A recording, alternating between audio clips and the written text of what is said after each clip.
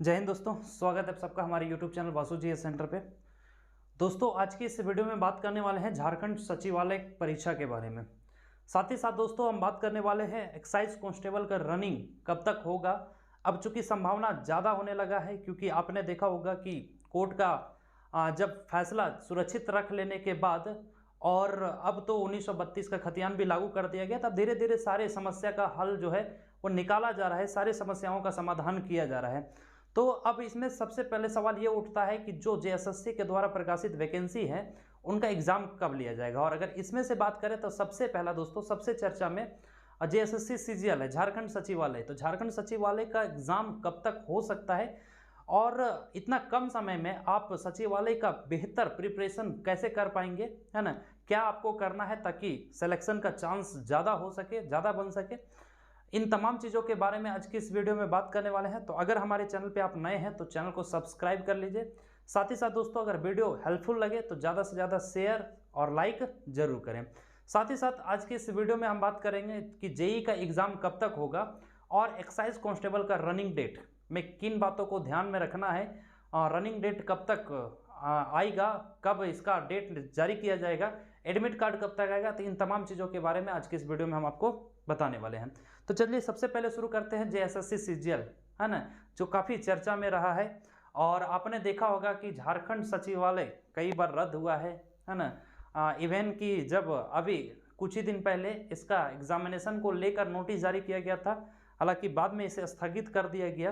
तो अब आगे की संभावना क्या हो सकती है, कितने दिनों में एग्जाम लिया जा सकता है, उसको हम लोग समझते हैं। ठीक है, देखिए दोस्तों, जैसा कि आपको मैंने पहले ही बताया कि झारखंड नियोजन नीति जो नियुक्ति नियमावली है, इस पे हाई कोर्ट के द्वारा फैसला जो है वो सुरक्षित रख लिया गया है। और मैंने आपको बताया है कि हो सकता है कि 25 से 30 सितंबर के बीच में ये आदेश जो है कोर्ट जो है अपना ऑर्डर जारी कर देगा। तो जैसे ही कोर्ट ऑर्डर जारी कर देगा तो फिर बहुत सारे प्रोसेस है, इन प्रोसेस के बारे में मैंने आपको इससे पहले वाले वीडियो में बता चुका हूँ।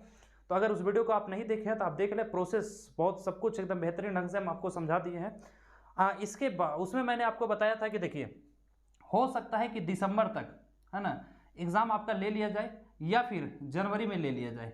लेकिन अगर सरकार कोशिश करे, बहुत तेज चले, तो दोस्तों नवंबर दिसंबर तक तो हार्डली एग्ज़ाम ले लेना चाहिए, क्योंकि फिर ये तय 2023 आ जाएगा। तो उसमें फिर से मतलब आपने देखा होगा कि 2021 को सरकार के द्वारा कहा था कि ये नियुक्ति वर्ष के रूप में जाना जाएगा, लेकिन वो हो नहीं पाया। और 22 भी इसी तरह से अगर स्पॉइल कर दिया जाएगा तो कहीं ना कहीं सरकार पे प्रेशर बनेगा। तो कोशिश करेगी सरकार कि 2022 में ही सचिवालय का एग्जाम ले लिया जाए। हालांकि नियुक्ति 2023 में होगी, क्योंकि बहुत कम समय बचा हुआ है। लेकिन अगर नवंबर या दिसंबर के बीच में सचिवालय का एग्जाम ले लिया जाता है तो इतना कम समय में, चूंकि सितंबर आधा निकल चुका है, ठीक है, और अक्टूबर बचा हुआ है, नवंबर लास्ट तक अगर संभावना हो सके कि एग्जाम ले ले या फिर दिसंबर में ले, तो देखा जाए तो लगा बजा करके 2-2.5 महीना का समय आपके पास बचता है। तो 2-2.5 महीना में आपको करना क्या है, कैसे तैयारी करना है, इस स्ट्रेटेजी को आप समझ लीजिए। देखिए, जैसा कि आपको पता है कि टोटल 3 पेपर इसमें होंगे, ठीक है। पेपर 1 जो आपका भाषा ज्ञान का पेपर होगा, पेपर 2 जो आपका रीजनल लैंग्वेज होगा, ठीक है, या जो जनजातीय भाषा है वो, और पेपर 3 जो आपका मेन पेपर के रूप में देखा जाएगा। तो पेपर 1 में दोस्तों आपको बहुत ज़्यादा कुछ नहीं करना है, स्पेशल मेहनत नहीं करना है। पेपर आप 2 और 3 का ही तैयारी कीजिए, क्योंकि paper 1 being a graduate student, आप चूंकि ग्रेजुएशन कर चुके हैं, तो इसमें जो आसान सवाल पूछे जाते हैं, चाहे वो इंग्लिश हो या हिंदी हो, क्योंकि 2 ही पेपर इसमें पूछा जाएगा, हिंदी और इंग्लिश। तो इसके लिए ज़्यादा कुछ नहीं करना है, आपको सिर्फ प्रैक्टिस सेट ट्राई करते रहना है, ठीक है। अलग अलग जगह पे आपको अलग अलग प्रैक्टिस सेट मिल जाएगा, तो उन प्रैक्टिस सेट को आपको करते रहना है। बाकी इसके अलावा आपको कुछ भी एक्स्ट्रा मेहनत नहीं करना है, ज़्यादा टाइम आप इसमें लैप्स नहीं करेंगे। इसके बाद पेपर 2 में बहुत सारे क्षेत्रीय व जनजातीय भाषा को ऑप्शन दिया गया है, लेकिन मुख्य रूप से हम बात करने वाले हैं खोटा भाषा के बारे में, ठीक है। तो खोटा भाषा का आप तैयारी कैसे करेंगे, हालांकि खोटा में खोटा व्याकरण भी पूछा जाएगा। तो इसमें कौन सा किताब आप पढ़ें जो आपके लिए बेहतर होगा, कौन सा बुक से ज़्यादा क्वेश्चन आने की संभावना है, तो इन तमाम चीज़ों को हम समझ लीजिए, ठीक है। सबसे पहले खोटा, दोस्तों बहुत ज़्यादा कुछ नहीं करना है। खोटा के अगर आप सारी कहानी को पढ़े हैं या फिर सिलेबस के अकॉर्डिंग अगर आप सारे थ्योरी को अगर पढ़े हैं, तो उसी से रिलेटेड जो भी क्वेश्चन का प्रैक्टिस सेट है आप उसी को किया कीजिए, एक्स्ट्रा कुछ नहीं करना है, ठीक है। और व्याकरण में दोस्तों एक दिनेश कुमार दिनमणि का किताब आता है, इस किताब को आप पढ़ लें, है ना। और इसमें जो सेट दिए गए हैं इसको दोस्तों अगर आप कर लेंगे तो आपका जो तैयारी है वो बेहतर हो जाएगा। साथ ही साथ साहित्य की अन्य विधाएं जो कोठा में रखा गया है ये सबसे ज़्यादा समस्या क्रिएट करने वाला है, ठीक है, क्योंकि ये एक ऐसा विषय है ना जो आपको एक किताब में नहीं मिलेगा, इसके लिए आपको अलग अलग किताब पढ़ने होंगे। तो इसके लिए भी एक किताब है जिसको हम प्रीफर कर रहे हैं, आप उसको सिंपली पढ़ लीजिए, उसी से क्वेश्चन करने का प्रैक्टिस कीजिए, आपका एग्जाम में आप बेहतर कर पाएंगे। देखिए साहित्य की अन्य विधाएं के लिए आप ये गजाधर महतो प्रभाकर के द्वारा एक किताब जो लिखा गया है, ठीक है, उनको आप पढ़ लेंगे तो आपका तैयारी जो है वो बेहतर हो जाएगा। साथ ही साथ आप किसी भी चीज़ का, चूंकि देखिए लास्ट में आपको प्रैक्टिस सेट ही काम आता है, आप जितना प्रैक्टिस करेंगे उतना ही आप बेहतर होते चले जाएंगे। तो प्रैक्टिस सेट आपको बिल्कुल भी नहीं छोड़ना है, चाहे वो पेपर 1 हो, पेपर 2 हो, रीजनल लैंग्वेज का, ठीक है। तो आप कोठा का भी जो भी सेट है अगर जहाँ से भी आपको अवेलेबल होता है, जहाँ भी आपको इजीली लगे, है ना, आप सेट को करते रहिए ताकि क्वेश्चंस का प्रैक्टिस आपका होते रहे, ठीक है। अब बाकी थ्योरी आपको नहीं पढ़ना, अगर थ्योरी आप एक बार कंप्लीट कर चुके हैं तो बहुत ज़्यादा आपको उसमें दिमाग नहीं लगाना, लेकिन प्रैक्टिस सेट आपको करना ही है, ठीक है। प्रैक्टिस सेट को किया कीजिए। अब पेपर 3 में आपको बहुत सारा चीज़ पढ़ना है, जैसे झारखंड जीके हो गया, मैथ्स हो गया, रीजनिंग हो गया, कंप्यूटर हो गया, सामान्य ज्ञान हो गया, ठीक है। तो इसमें भी दोस्तों मैं बता दूं कि बहुत ज़्यादा आपको पढ़ने की जरूरत नहीं है। झारखंड जीके का कोशिश करें कि आप ऑब्जेक्टिव जो प्रैक्टिस सेट आता है वही करें, बाकी मैथ्स रीजनिंग ये आपका प्रैक्टिस पे ही टिका हुआ है, क्योंकि जितना आप मैथ्स और रीजनिंग का प्रैक्टिस करेंगे वही उतना ही आपको फायदा दे करके जाएगा। कंप्यूटर के लिए मैं बुक सजेस्ट करता हूँ, एक परीक्षा मंथन है ना, तो परीक्षा मंथन को आप पढ़ लीजिए, क्योंकि कंप्यूटर से भी बहुत सारे प्रश्न पूछे जाते हैं, तो ज़्यादा आपको दिमाग इसमें भी नहीं लगाना है। परीक्षा मंथन को आप पढ़िए, इजीली आपका एग्जाम जो है वो क्वालिफाई हो जाएगा, ठीक है। उसके बाद जो सबसे बड़ा टॉपिक बचता है सामान्य ज्ञान।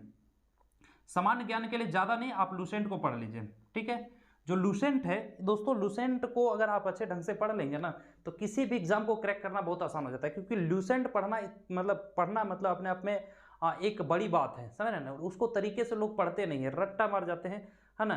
तो लूसेंट एक ऐसा किताब है ना दोस्तों कि आपको हर एक एग्जाम में काम आ जाएगा। तो सामान्य ज्ञान के लिए हम लूसेंट को ही सजेस्ट करेंगे, आप लूसेंट के से पढ़ लीजिए, आपका पेपर 3 जो है बेहतर हो जाएगा। झारखंड जीके का अगर जहाँ से क्लास ले रहे हैं कोशिश करें कि जो टॉपिक दिया गया है सिलेबस में, देखिए स्मार्ट स्टडी कीजिए, टॉपिक वाइज ही पढ़िए, टॉपिक जो दिया गया है बस उसी को स्टडी कीजिए, ज़्यादा इधर उधर पढ़ के कुछ नहीं मिलेगा।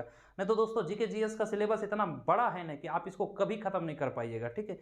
हर एक दिन नया क्वेश्चन बनते रहते हैं, तो इसको आप बिल्कुल छोड़ दीजिए। बाकी साथ ही साथ करंट अफेयर्स वगैरह आप तो डेली अपडेटेड होंगे, करंट अफेयर्स से मतलब को करते रहिए।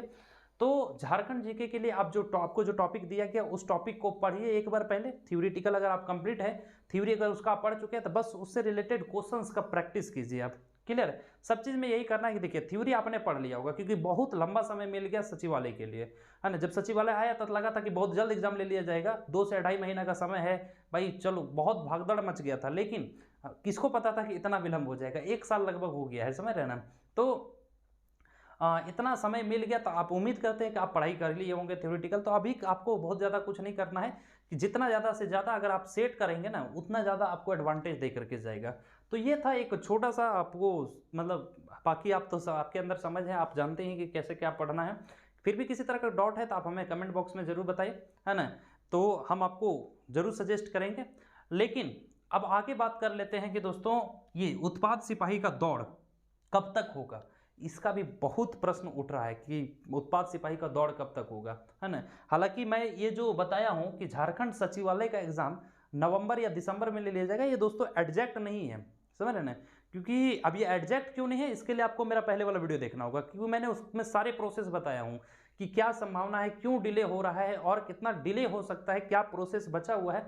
तो इन तमाम चीज़ों के बारे में मैं आपको बता चुका हूँ, तो उस वीडियो को आप देख लीजिए, सारा कुछ समझ में आ जाएगा। फिर आप किसी भी यूट्यूबर के बहकावे में नहीं पड़ेंगे, ठीक है, क्योंकि भाई हर एक यूट्यूबर जो है वो अलग अलग डेट बता रहा है, लेकिन जो सटीक है सही चीज़ है, देखिए फिक्स डेट कोई नहीं बता सकता है। मैं भी तो बोल रहा हूँ कि नवंबर या दिसंबर, ये कोई फिक्स डेट नहीं है, हो सकता है जनवरी भी जाए, फरवरी भी जाए, है ना। लेकिन बस आपको तैयारी करते रहना है, इतना आप लिख लीजिए, है ना, कि 100% इस बार रद्द नहीं होगा, क्योंकि बहुतों के मन में ये सवाल उठ रहा था कि सर कहीं फिर से रद्द ना कर दे। तो ना तो इस बार सचिवालय रद्द होने वाला है और ना ही दोस्तों उत्पाद सिपाही रद्द होगा, ठीक है।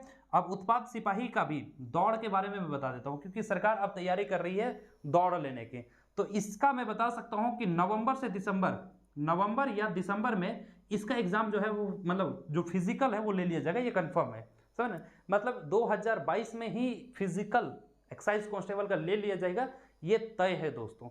अब फिजिकल के लिए आपको बहुत मेहनत करना होगा, क्लियर, क्योंकि भाई अपने आप को फिजिकल फिट रखना या फिर फिजिकल को पास करना अपने आप में एक बहादुरी है।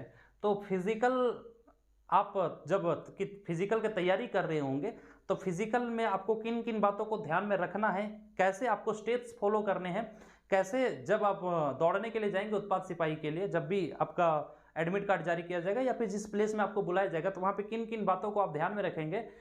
तो इसके लिए हम एक स्पेशल वीडियो इसके बाद हम आपको बता देंगे कि उत्पाद सिपाही या फिर जो एक्साइज कांस्टेबल है उसके रनिंग के क्रम में आपको किन बातों को ध्यान में रखना है, कैसे आप रनिंग करेंगे। तो इसके लिए हम स्पेशल वीडियो बना देंगे कि दौड़ने का सही तरीका क्या होगा। प्रैक्टिस अभी आप कर रहे हैं तो उसी तरह से प्रैक्टिस करें ताकि आपका हैबिट बना हुआ रहे, तो वहां जाकर के आप इजीली रनिंग को जो है वो टाइम पे निकाल सकते हैं, ठीक है।